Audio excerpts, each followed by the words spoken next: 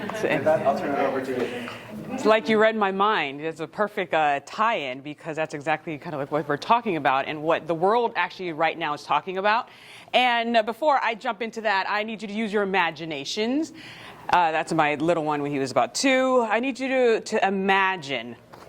Picture this. It's 1984. You all were here in 1984. Right? I was 5. And young Steve Jobs is standing in the garage in Cupertino surrounded by circuit boards and empty just takeout boxes. A venture capitalist walks away shaking his head, muttering something about, just another computer company. That investor just passed on what would be a $1 trillion company that we know today, which is Apple. So today, as Mr. Christian pointed out, we're standing at an even bigger garage door moment. But this time it's not about hardware or software, it's about brainware. And as he mentioned, it is the human capital of our people, of the Buckeye community and the West Valley community that I am looking to see if they can position themselves to be a national thought leader. And that's why I was invited here today. Brain capital is the Apple of our era.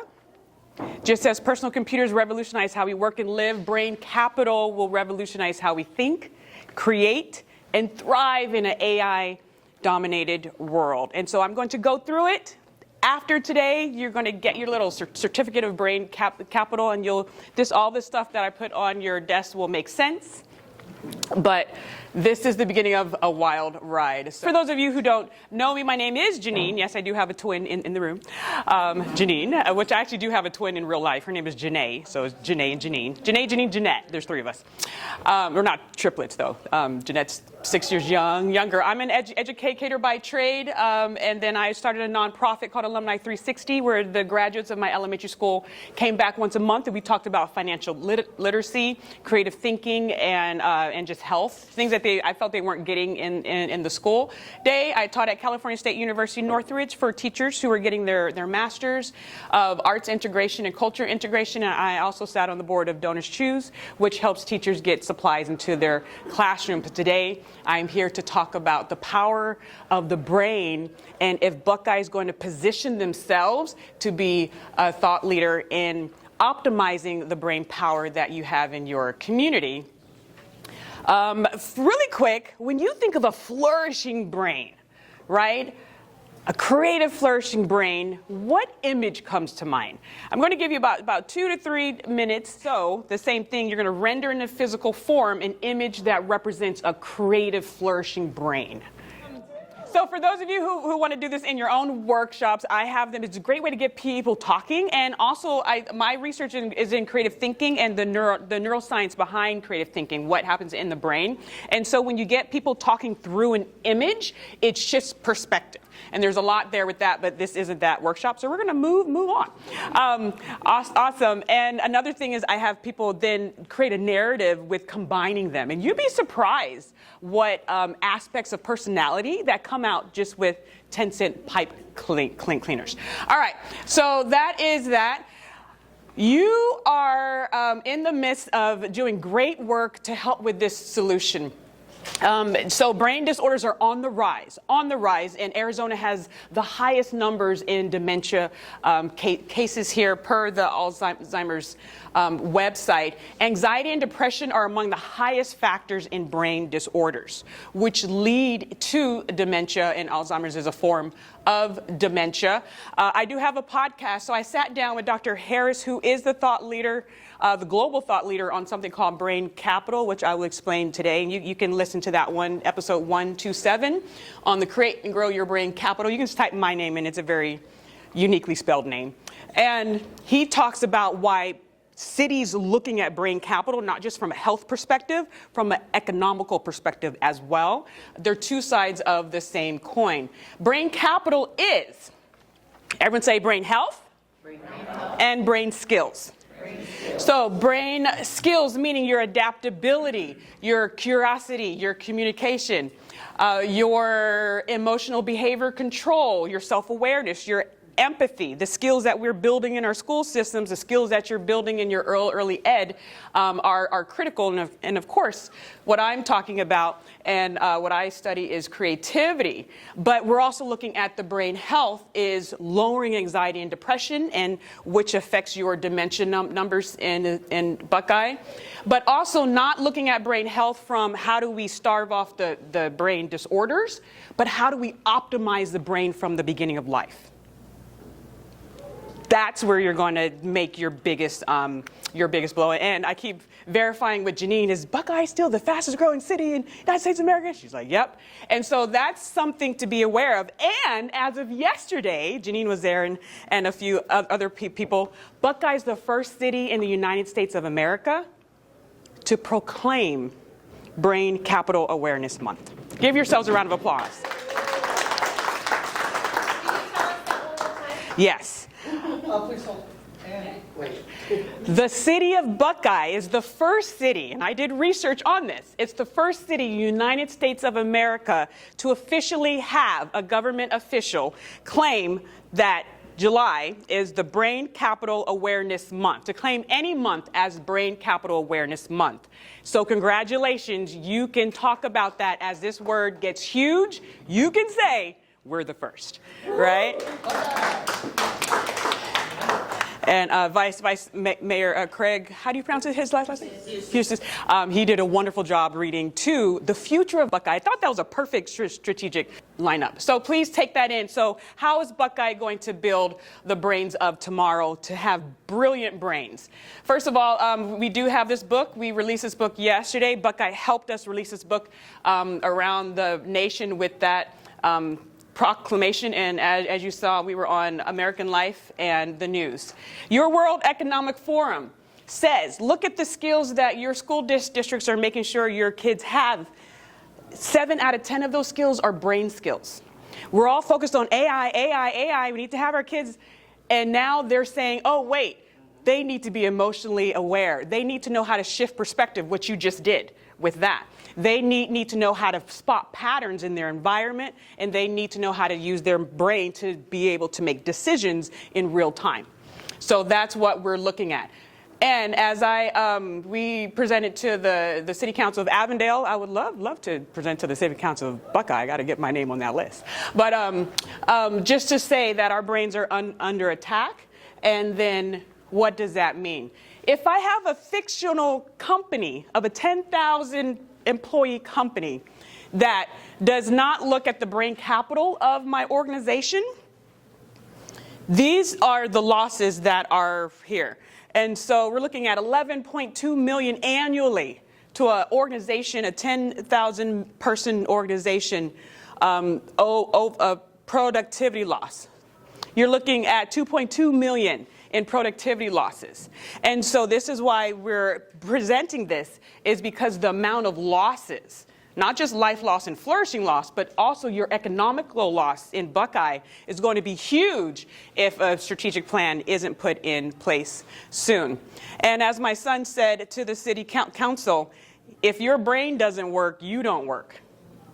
So that's what they're saying. If people are having a lot of these anxiety and depressive disorders or heading into other brain disorders, that affects them going to work, right? And being functional in there. I went to the United Nations meeting last year, and this year I'm actually going to speak, and I kind of pushed Shawn in there. I was like, could a 7-year-old like do the welcome? Right? Folks ask me like, how do you make this stuff happen? I was like, I just send an email. It's not that hard. Just ask. And so we're going to present to the United Nations in New York in September, but these are just pictures from that meeting.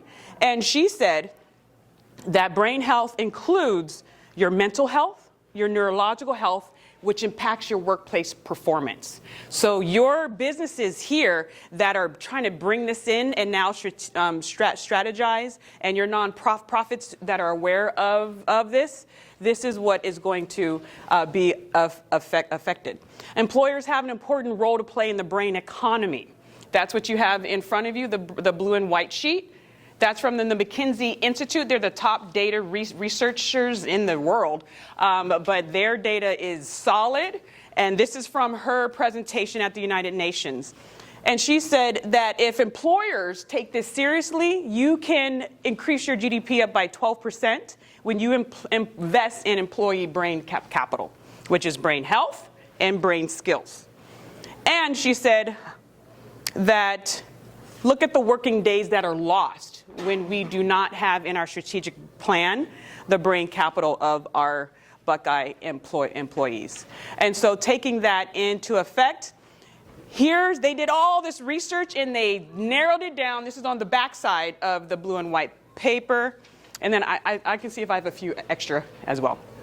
She said these are the common risk factors of dementia on onset. So low community engagement, social support, stress, sleep is huge now, food and things like that. And if we're looking for increased innovation within your organizations, all of this has to start to be a part of your game plan. And so I'm just here bringing you all the information from the WHO, World Health Organization, the UN, the G7. They're meeting about this. Like, this is the main thing they are talking about right now.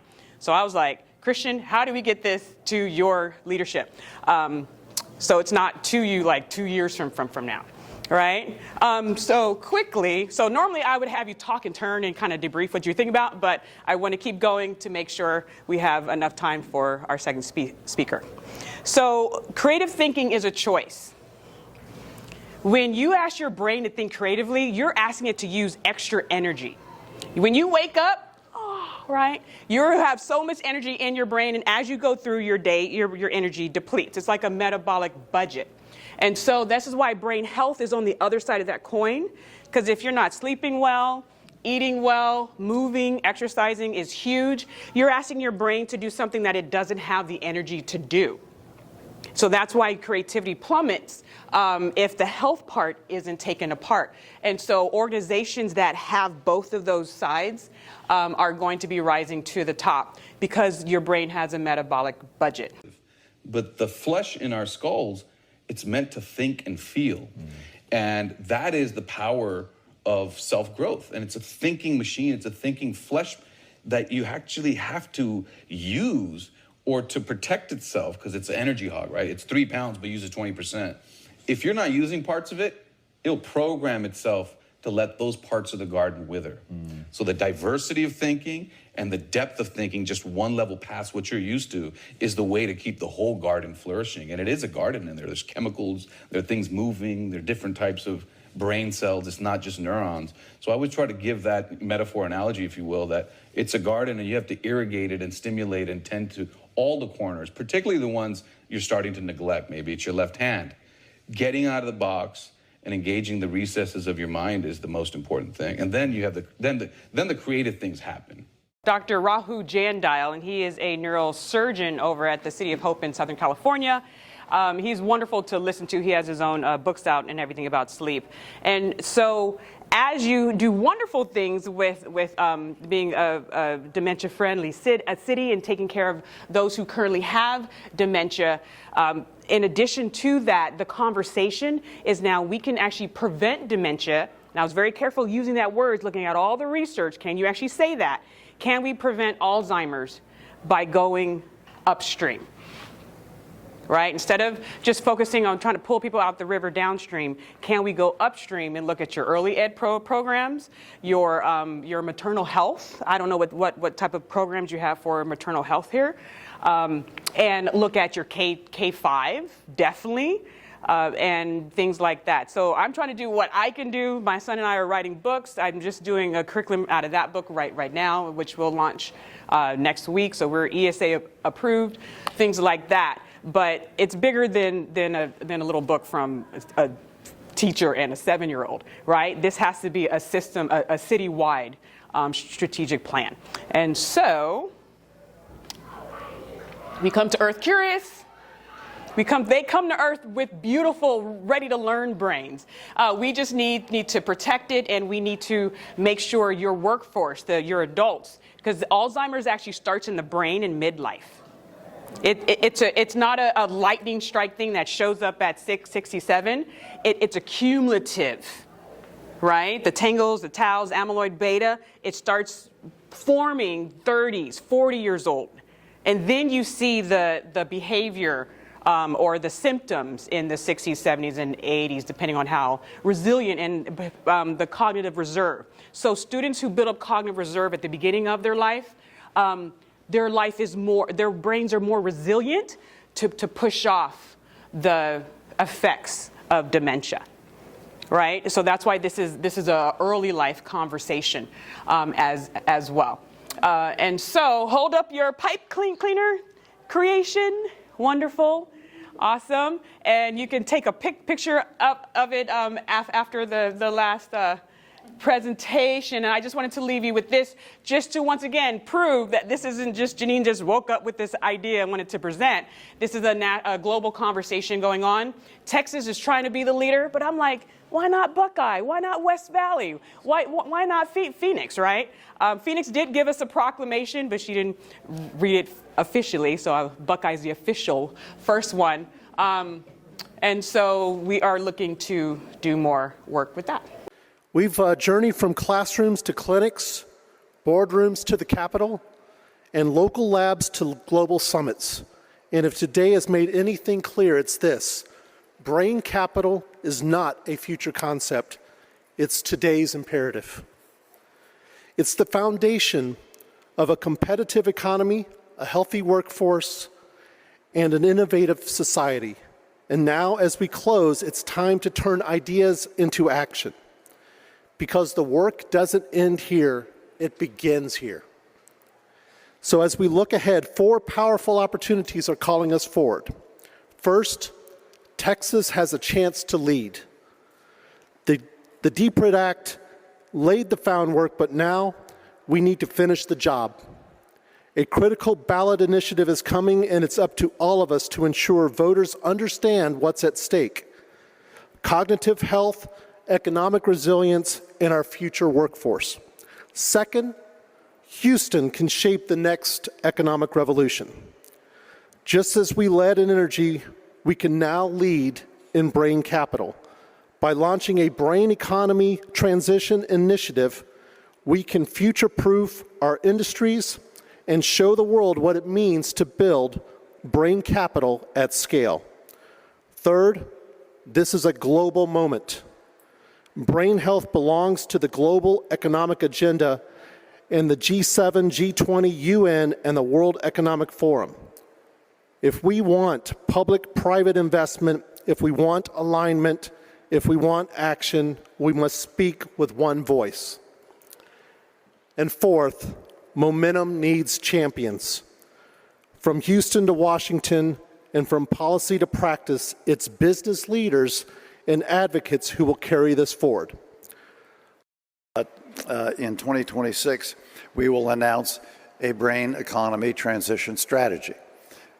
Our brains, the McKinsey Institute, are going to be helping us all the way through all of these events as we get more and more comments about what actions each segment of our society can take to bring about a transition to a world in which we focus on not only reducing brain disorders and innovating around that, governments, industry, and all of us, but also how to build brain resilience, because this, as we've learned, is not a health issue alone, although it is touching all of our families as a health issue. It is also a business imperative, and it is an economic strategy for national governments, and we hope the globe. So I just want to end here with actually what David said: seize the moment, collaborative with inspired leadership. Thank you. Thank you.